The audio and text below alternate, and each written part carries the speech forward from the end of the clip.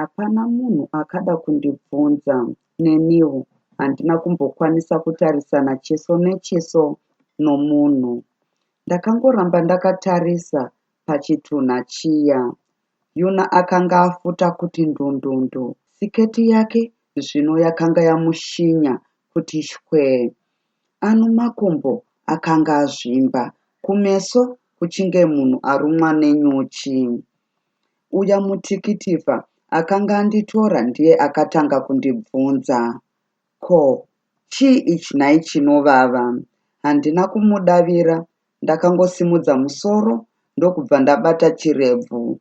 Ndokumira ndakadaro. Nyoka dzangu dzakatangazve kufambidzana. Guvhu rakahuta. Ndaiti ndikatarisa motikari yangu ndoiona sehamba. Vanhu vose vaiva muhofisi ndaivaona samabhinya akamirira kundiponda. Pandakafunga kuti ko, vandudzo ndichavaona sei?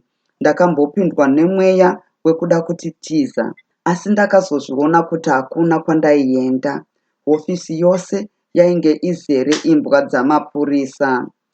Nenguva isipi ndakaona vanhu vava kutanga kumhanyidzana imomo. Vamwe vakamhanyira parunhare, vamwe vakatanga kumira-mira kunge sevaida kutiza. Mifungo nemibvunzo mizhinji yakatanga kundinetsa. Ko, mai vasara vachindozvinzwa vachaitei? Ko, ini ndichazovezve munhu ane zita here pano panyika? Izvozvi ndainge ndakangomira kuti dzuu. Chitunha chayuna chakamboti tsuduruke kuita sezvinonzi ainge achida kuzvishandura. Hana yangu yakati tiwi, ngatichibudai panze changamire. Mutikitivha uya akanga auya pandiri. Zvatakabuda panze takaona chivanze chose chakarundwa navanhu. Ava vaisanganisa vamwe vanhuwo zvavo vakanga vauya nemhosva yezvavakanga vanzwa. Munhu wandisina kuona ndivandudzo. Handizivi kuti sei vasina kuuya apa. Maziso avanhu vose ainge akatungirwa pandiri. Ndakabva ndaziva chaizvo panguva iyi kuti ndini Rameki, kwete chinovava. Ushasha hwangu huya hwose hwakanga wachiti muu. Kana munhu akava mutsaona yakadai, kana zvinhu zvambonga zvakavanzika kudai, zvikangozoerekana zvabuda nhai, munhu unokungura kuti dai ndisina kuzvarwa. Unoti dai mai vangu vakandichwanya neguyo ndakaregera kurarama panyika. Ndakanga ndisisakwanisi kutarisana nomunhu. Pandakangoti cheu, meso angu akasangana neava rwizi. Ndokubva ndatarisa pasi. Pandakatizve regedzai ndisimudze musoro, ndokuerekana ndakatarisana navatiki. Ivo havana kuda kuramba vakanditarisawo, asi vakatotsikitsira pasi. Varwizi ndakavaona vobata kumeso vachinge munhu ari kuda kuchema. Mapurisa ose akauyapo. Matikitivha ainge aenda kundotsvaga Yuna, ose akanga aungana. Kumativi ose kwainge kwaridzwa runhare kuti Yuna awanikwa akafa. Vatori venhau vakandinongedzera nekamera dzavo. Ndakanga ndoita semhuka iri kupfuurwa navavhimi vazhinji. Vamwe vaida kutora musoro wangu chete. Izvi ndizvo zvaingunokuitika, asi Yuna ainge afa, kufa chaiko. Zvakanyanya kurwadza mapurisa ndezvekuti vakanga vaneta nokutsvaga, asi iye Yuna aive mumotikari mangu. Zvakare ini wacho ndaishanda pamwe nababa vake. Hakuna munhu aibvumira kuti ndainge ndisina kuuraya Yuna, asi ini ndini chete ndaiziva kuti ndakanga ndisina kuuraya munhu. Zvakare handaiuraya mwana wavandudzo vandaishanda navo. Vandudzo vaindida somwana wavo. Mumwe mupurisa aiva neyunifomu akanditaurira kuti ndimupe maoko ndobva dzachena. Kuti ndifungidzire kuti ndakambonge Ndaiswa simbi here mumaoko angu kareko? Ndakaona kuti kwete. Ndainge ndiri munhu wemurau. Napanozve ndakanga ndisina mhosva. Asi ndiani andaipupurira kuti ndakanga ndisina kuuraya mhandara iyi? Chitunha chake chakawanikwa mumotikari mangu. Ndakavaona vachiteka-teka chitunha chaYona. Kuda vaienda nacho kumochari kana kuti kumba kwake here, handizivi. Asi zvandaiziva ndezvekuti chaizombondoongororwa nachiremba kuti kuonekwe firo yake. Neniwo ndaishuva kunzwa kuti Yona akanga afa sei. Vakandiendesa muchitokisi. Kamuri yangu yainge yakabatana neyaTemba, asi takanga tisingaonani. Ndakangoti pindei ndokugara pasi. Ndakambofunga kuti zvimwe vachandinyara vakandiuyisira kachigaro, asi ndakagara pasi chaipo. Musana wangu ukati ko, wakambondigadzika pasi rini? Ndakatanga kuringa-ringa ndokuona zvimahwindo kumusoro-soro. Madziro echitokisi ainge anondibvunza kuti chii chawaita munhu mukuru akadai. Mhuri yako inosara nani? Ona, wanyadzisa mukadzi wako mukati medhorobha rose. Vana baba namai vako vachati kudii? Vanhu vose vachati kudii newe semunhu anga ava norukudzo rwakadai? Pamazuva aya muzvitokisi zvedu maibatwa vanhu zvakanaka chaizvo. Nenguva isipi ndakanzwa munhu kuzarura pamusuo. Vakandivigira zvokudya. Zvainge zviri zvokudya zvakanaka, asi pahuro pangu paiita sapazere chiutsi zvokuti tii chaiyo handaikwanisa kuimedza. Ndakangodya idyawo kupedza nzara. Mupurisa uyo akanga auya nezvekudya ndiye akanditaurira kuti vandudzo nomudzimai wavo vakadedera pavakaudzwa nezverufu rwomwana wavo. Kwanzi vandudzo vakaputsikira pasi vakazoita zvokutakurwa. Chakanyanya kuvadederesa ndechekuti chitunha chomwana wavo chainge chiri mumotikari mangu. Ndakasara ndisina chokuziva, ndisisina nungo. Mapfupa angu ose akaita seakanga agurwa nedimuro. Ndakazvishanyaridza pasi ndokuzoti kumadziro kwati, ndokufemera pamusoro. Ndakatanga kufunga zvoupwere hwangu nezvandaisiita ndichiri mufudzi wemombe dzababa vangu. Rungano rwokupinda kwangu chikoro rwakauya rwose mupfungwa dzangu, zvokuti pamwe ndaitombokanganwa kuti kune mhosva yakatarisana neni. Ndakaramba ndichifunganya dzamara ndasvika pazuva randakapinda chipurisa. Vanhu vandaisisunga vaine mhosva diki kune yangu vakauya mumusoro mangu vose. Mifungo yakaramba yondodurikidzana dzamara ndasvika pazuva randakaenda naYona kugomo rechidzura. Ndakaona mufaro wedu wose wezuva iri. Kunetsa kwose kwakamboita motokari yangu, nokuparadzana kwandakaita naYona ndichienda kwadzere. Runyemwera rwaakandipa namazwi aitapira aaitaura. Zvakauya mupfungwa dzangu pandakazosvika panguva iya yandakatanga kuona chitunha chake, mwoyo wangu wakanzi dyu kunge wabayiwa netsono. Ipapo ndakabva ndati vhai somunhu anga ari kuhope.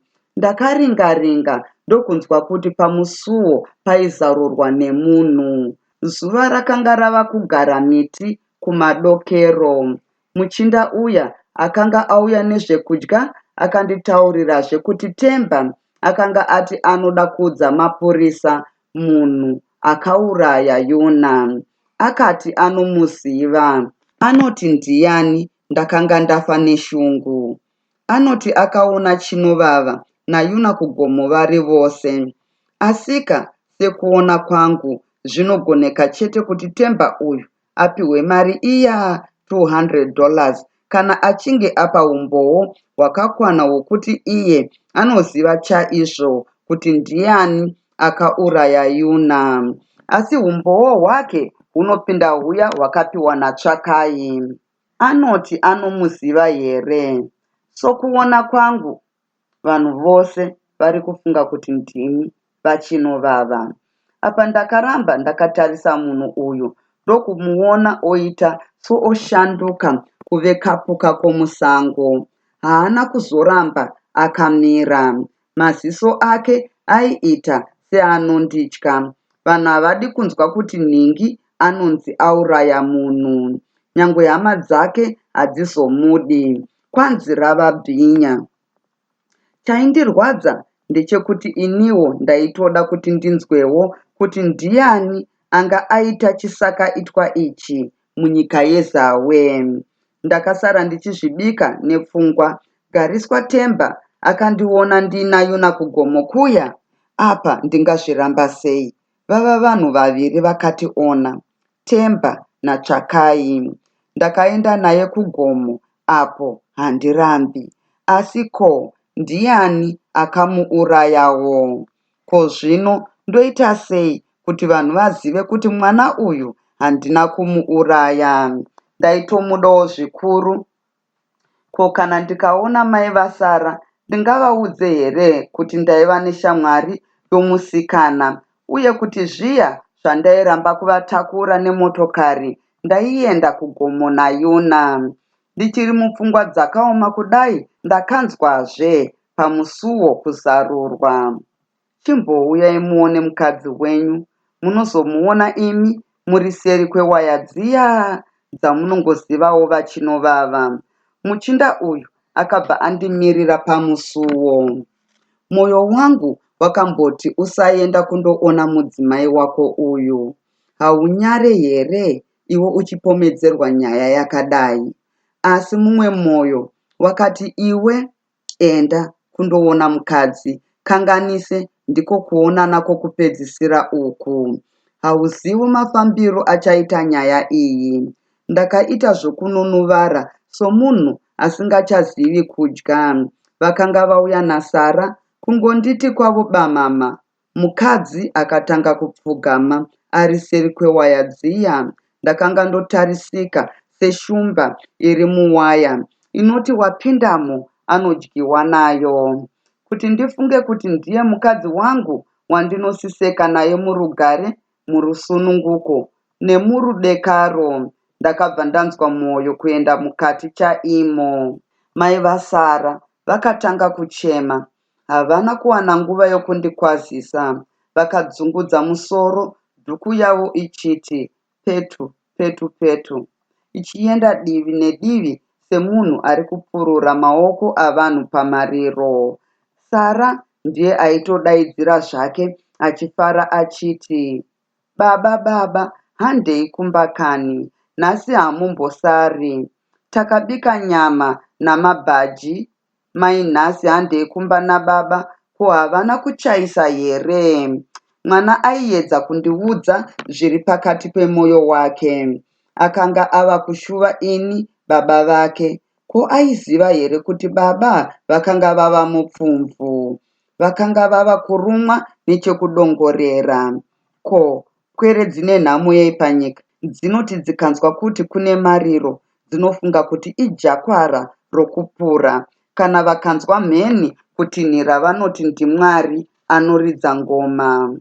Nhai baba vasara chokwadi. Nhai murume wangu, ko chii chaizvo chawakasvora pandirini mudzimai wako? Mudzimai wawakabvisira mombe. Mombe dzinotsika namakumbo mana.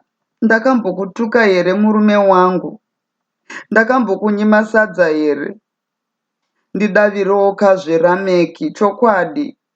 Baba vasara nhai. Nhai nhai nhai. Hii. Mudzimai wangu akatanga kupfikudza sechindumurwa chatorerwa nhopi yamangwanani. Ndakamutarisa kuti ndee, ndikanzwa rimwe izwi mumwoyo mangu richiti, Rameki, kuna vamwe varume vanopiwa zvipo zvavakadzi, asi vachisiya vachienda kungozi. Nhasi pano chitaurira mukadzi wako chakakukanganisira. Anoda kukuripa. Ipo pano mutaurireka, usanyara. Mupurisa ainge akateerera akaona kuti hatichakwanisi kutaurirana, ndokubva ati kuna mai vasara, mai, chiendai zvenyu, muzouyazve chero nguva yamunenge maona kuti shungu dzenyu dzaserera. Nyaya yomurume wenyu iyi ine uchi negavakava. Ndakaona mai vasara vachikoniwa kufamba, ndokubva vadzadzarika vachienda panze. Ini ndakazvikweva ndichidzokera makare. Hana yangu zvino yakanga yaneta nokurova, asi yakanga yoita zvekuti kamwe pamu. Ndobva ndomboti zete. Ndakadaro. Muchipfuva mangu mainge mune churu chinotamba majuru. Ndakamboda kuzunza musoro wangu, asi hazvina kubatsira. Ndakati regai ndimboteerera, ndakanyarara. Ndakabata rushaya, ndokuti ndirimo mwii. Uku ndiko kupera kwechitsauko 14. Ndatenda nekuteerera kwenyu.